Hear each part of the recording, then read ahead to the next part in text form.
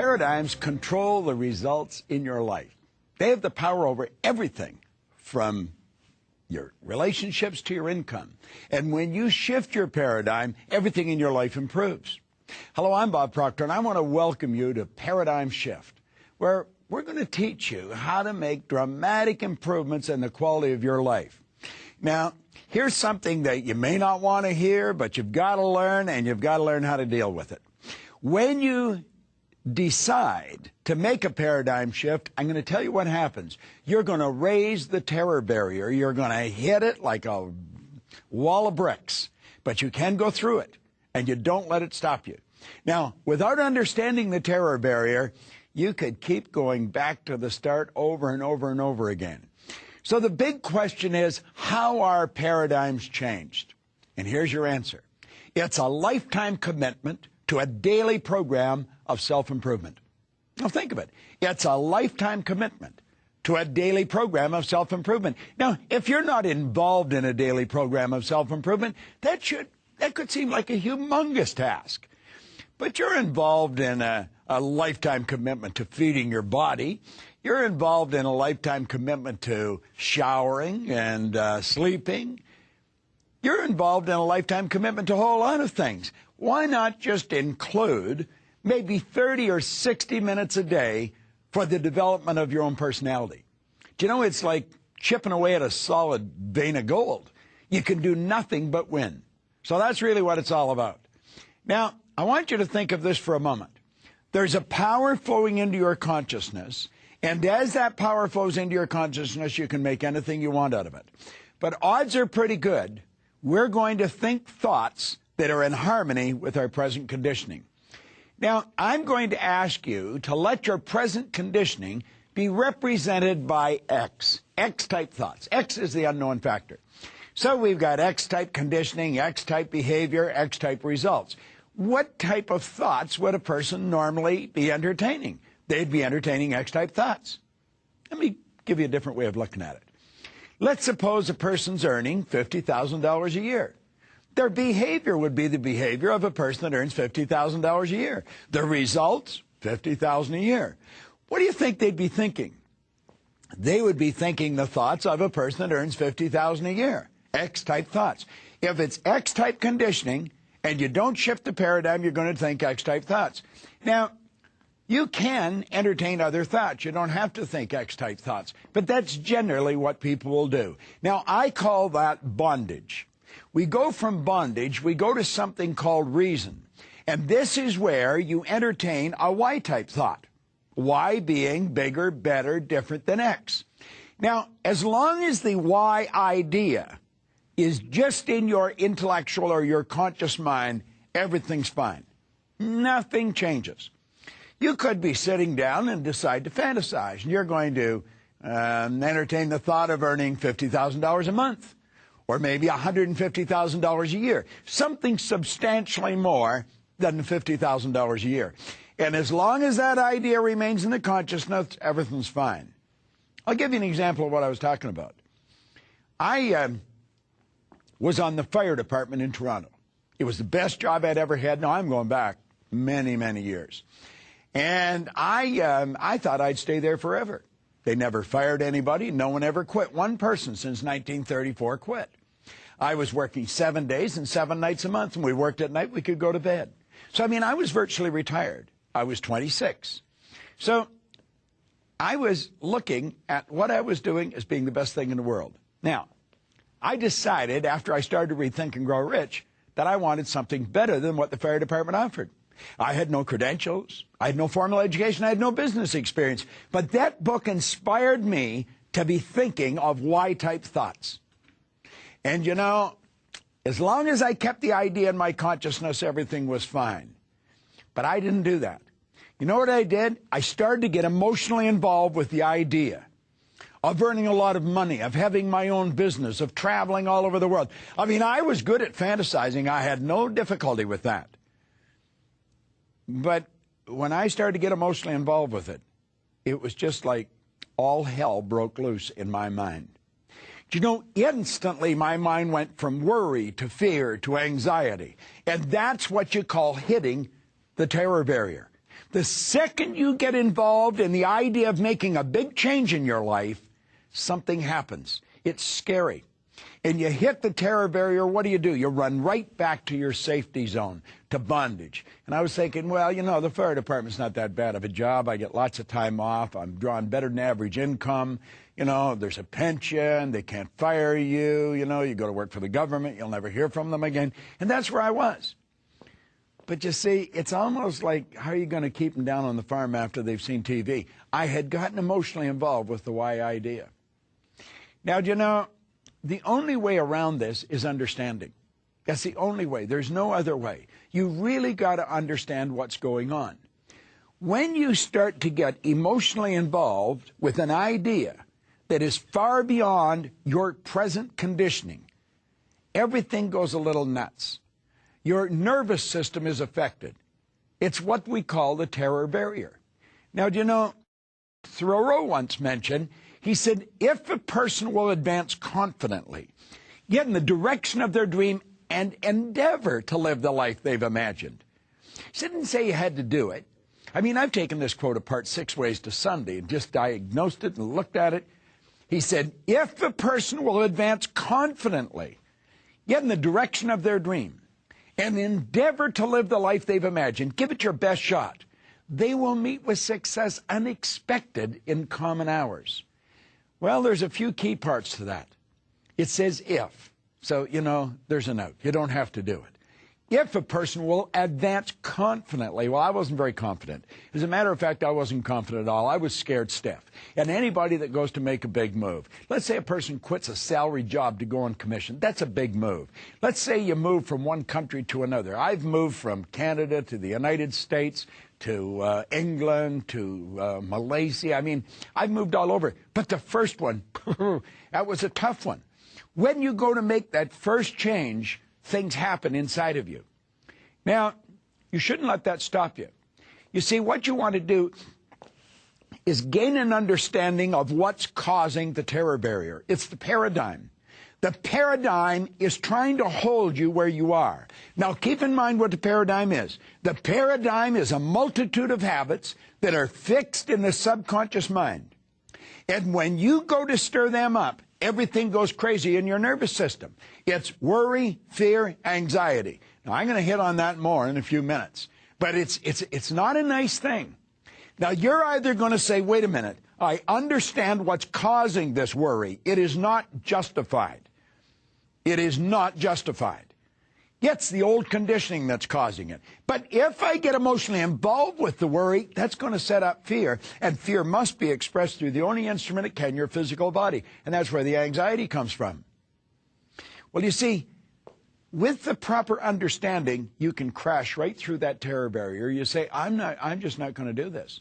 I'm going to go through that terror barrier. I'm going to end up with what I want. And the way to do that is continually play with the why idea over and over and over again. It may be scary, but I'm going to tell you the compensation is phenomenal. And that's where the repetition comes in. Now, that's essentially what I did, but I didn't understand what I was doing. I was reading the book, and I was listening to Earl Nightingale's condensed narration of the book. I'm driving around playing that record on a battery-operated record player. I'm going way back to the early 60s, and I kept playing this thing over and over and over, and I kept reading the book. Everybody told me I was crazy leaving the fire department. Do you know, within a year, I had 10% of the fire department working for me. I had my own company. My dream has been fulfilled. I've got business all over the world. Now I'm on a bigger idea. But I crashed through the terror barrier. I have come to the point where if a goal does not scare and excite me at the same time, I know the goal's probably not any good.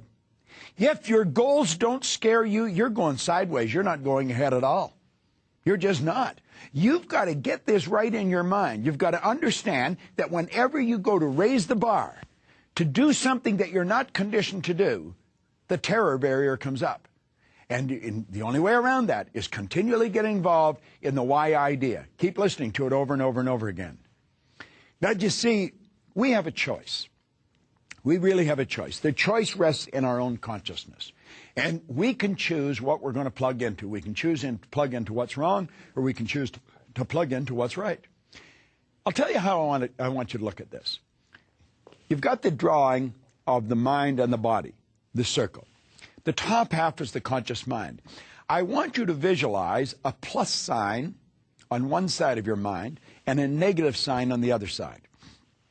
That's the negative and the positive. The positive and the negative, the yin and the yang, the inside, the outside, the up, the down, the hot, cold. It's the opposite side of the same thing. Now, you have a choice to which side you're going to plug into. If you are living in an ignorant state, I can guarantee you, when this power flows into your consciousness, the paradigm will take over and you'll start to worry and doubt. Now, above the negative sign, I want you to put the word ignorance. Above the positive sign, put the word knowledge. See, it's knowledge that's going to get you to where you want to go. And the only way to get to the knowledge is to study. There's no other way. But if a person is into the negative, if they're starting to worry and doubt, understand when you're worrying and you're doubting, that is your choice. You have chosen to look at the downside of a situation.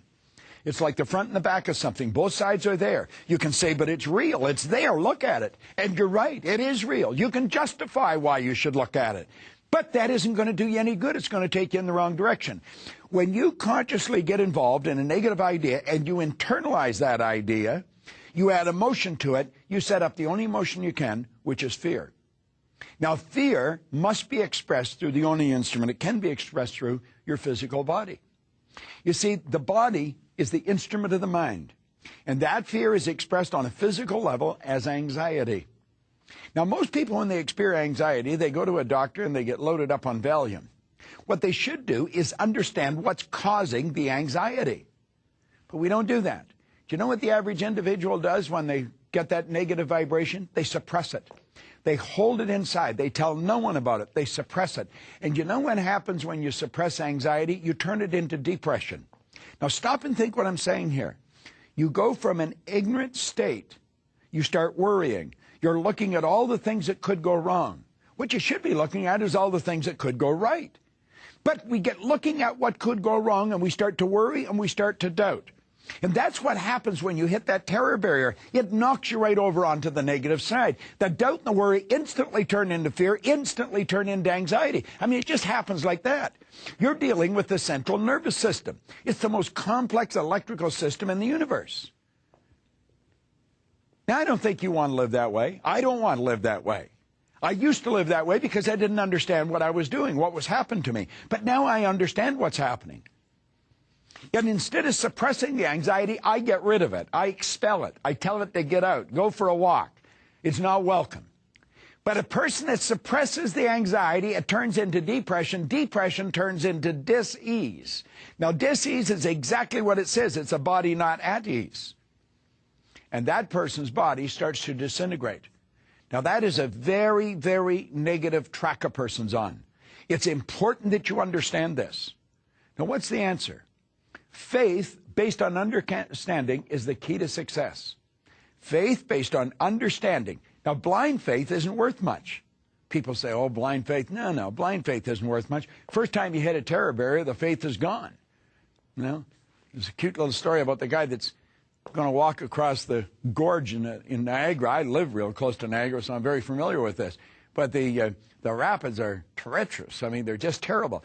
Well, he put a wire right across the gorge, and he's going to walk across a high wire. So he's up there on his stick, and there's people all over the place, and they're watching. They're saying, go for it, you know. This guy's walking on a wire. He's got a big balancing beam. And then he puts that down, he puts a wheelbarrow up on it, and he looks at this guy and says, you think I can make it? The guy says, sure you can make it. He said, get in the barrel. See, he didn't really believe it at all. You know, blind faith. Faith based on understanding. When we understand how our mind functions, when we understand what the paradigm's doing, when we understand that the paradigm is conditioning, it's in every cell of our being, and it flips us right over onto the negative, you know, we're sunk if we don't understand that. But when you do understand it, it's the key to freedom. It really is the key to freedom. Now think, I keep talking about this. There's a power flowing to and through. I want you to visualize an enormous funnel coming right into the top of your head. And there's an energy flowing right into your consciousness. And it has no form. It's pure, unadulterated, creative power. And you can take and you can build any idea you want. You're wondering, I wonder if this will work. I wonder if that works. It doesn't work. We work. It's our focus. It's our focus that determines whether we're going to make something happen or not. We wonder, we think it's something outside. I wonder if the economy will handle it. The economy's got nothing to do with it. I wonder if the marketplace. No. It's not the marketplace. It's ourself. It's our own understanding. When that power flows in, we don't just think, we ask ourselves, what do I really want? And then we understand the paradigm is going to try and stop me. I'm going to overrule that paradigm. I'm not going to let it stop me. So what do? I look at the positive side. How do I do that? It's through understanding. I understand what's going on. I understand the paradigm's trying to stop me from following my dream. Now, there's only one way to develop understanding. There is no other way, just one way, and that's through study. And if you will make a commitment to a lifetime of study, you'll just change one paradigm after another. You'll keep breaking them. And they're going to have to keep being broken. You're going to have to continually have paradigm shifts. Now, I've been working at it consciously and deliberately for 45 years. And I know if I go for another 45 years, and I certainly hope I do, I'm going to continue to break the paradigms. I'm not going to let them control me. I absolutely refuse to.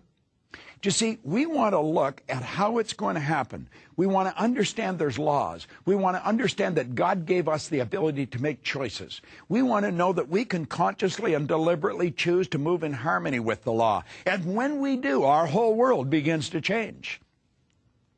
See, understanding leads to something that everybody needs and very few people have. Understanding leads to faith. Now, faith based on understanding is what moves mountains. And it will move any mountain. It'll change your life. It'll make your life be everything it's supposed to be.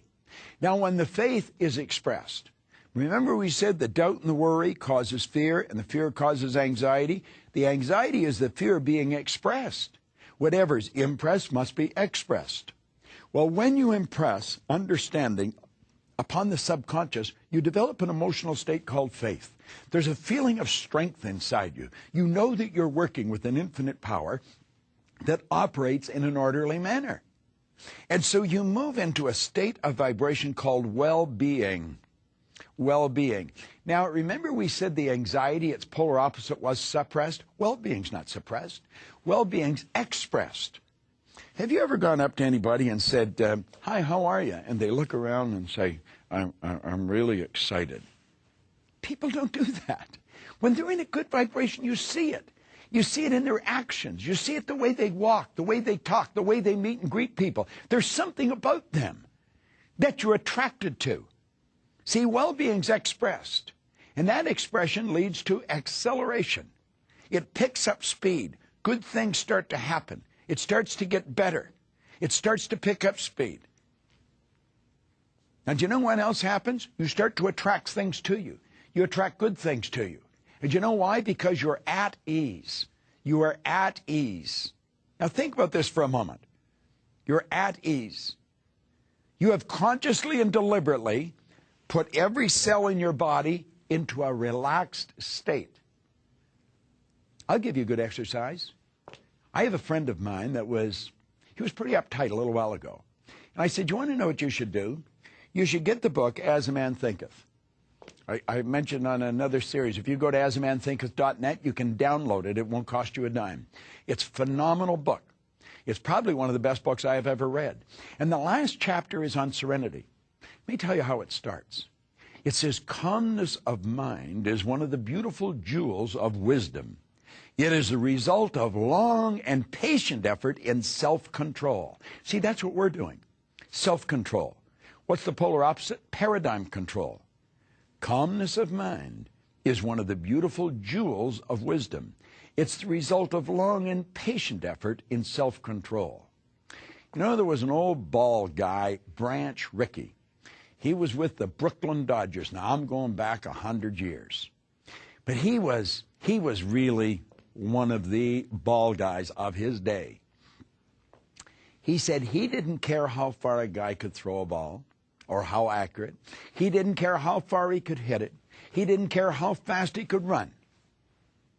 He didn't care how well he could catch it. If he wasn't as loose as ashes, he wouldn't hire him. Totally relaxed. Have you ever watched the runners when they're getting down to, getting ready to run? They loosen their body. Totally relaxed.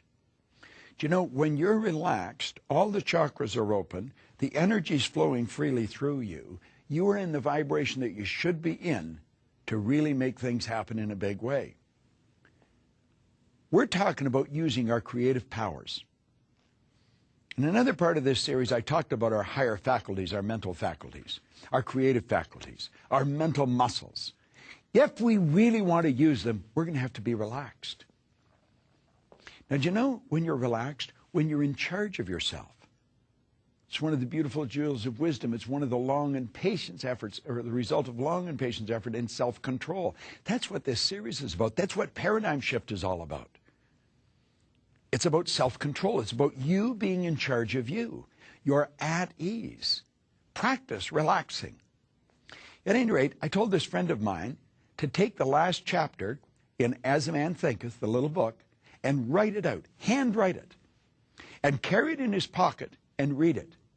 Do you know, on 2 or 3 occasions I've been with him, there's been somebody else that needed the same prescription, and I've told them, and he's taken it out of his pocket and handed it to them. Here, he says, you can have this, I'll go and do it again.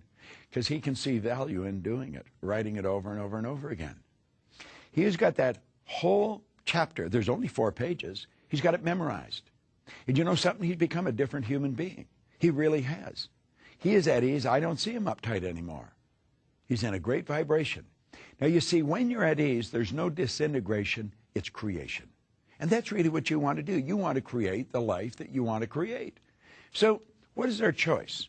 Our choice is that we can go through life in an ignorant state, worry and doubt.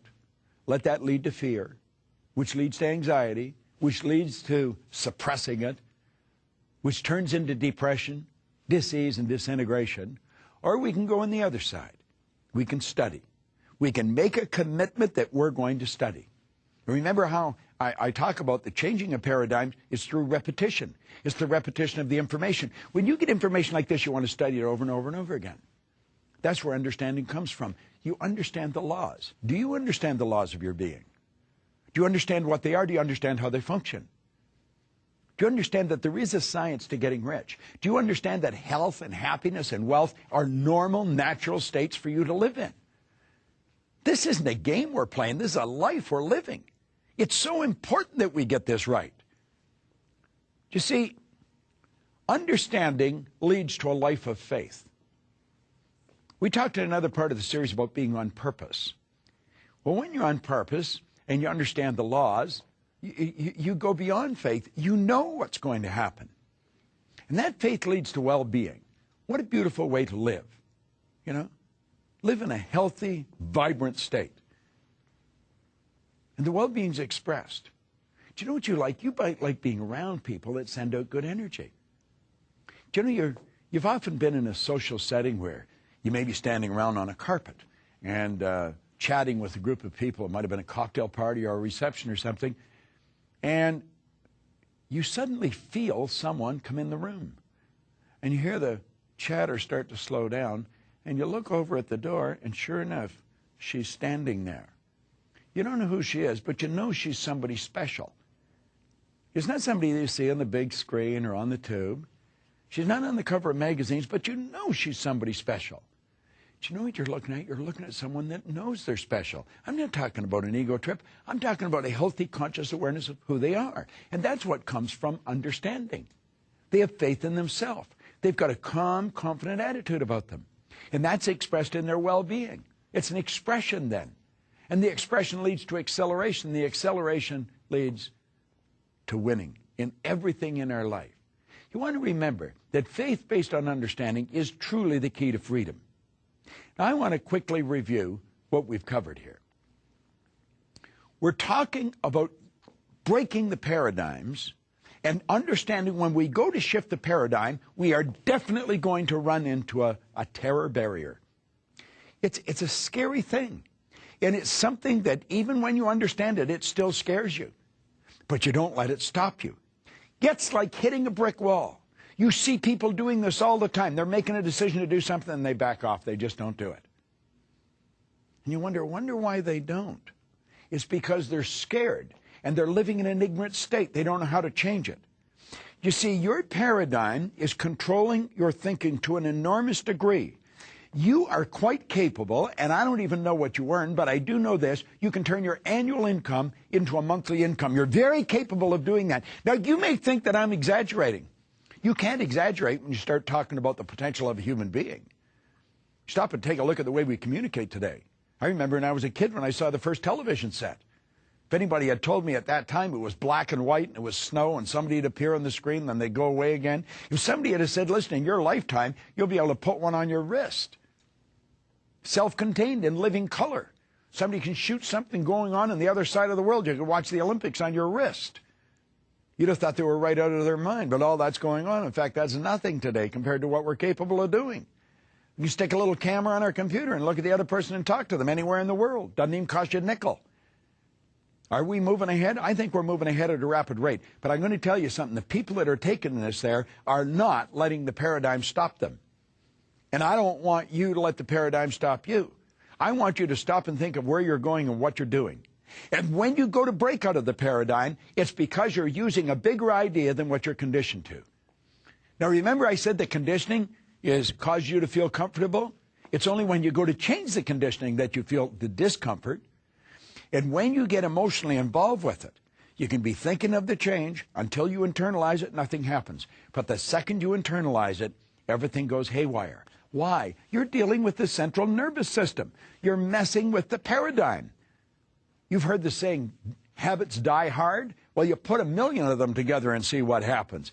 Yet it's like a wall, and you bounce off that wall, and you'll go back and live in your conformed or, state of bondage and justify why you should stay there. Don't let that happen. Absolutely refuse to let that happen. If you've got an inspiration to move, to quit your job, to start a business, whatever you want to do, step out and do it. I mentioned in another series that God's gift to us was more talent and ability than we'll ever hope to use in our lifetime. And our gift to God is to develop as much of that talent and ability as we can in this lifetime. I would love to have the time at my command to go into this in a lot greater depth. But we just don't have that. I want to remind you that there are no shortcuts. You're going to have to study. You're going to have to pay the price. And although there's no shortcuts, that doesn't mean you can't take a quantum leap. I've watched people go from nothing to millions in a very short period of time. And it's through the transference of information and experience. That's what paradigm shift is all about. I want to congratulate you for being involved in this series, and I look forward to seeing you in a real live seminar. This is Bob Proctor. Thank you.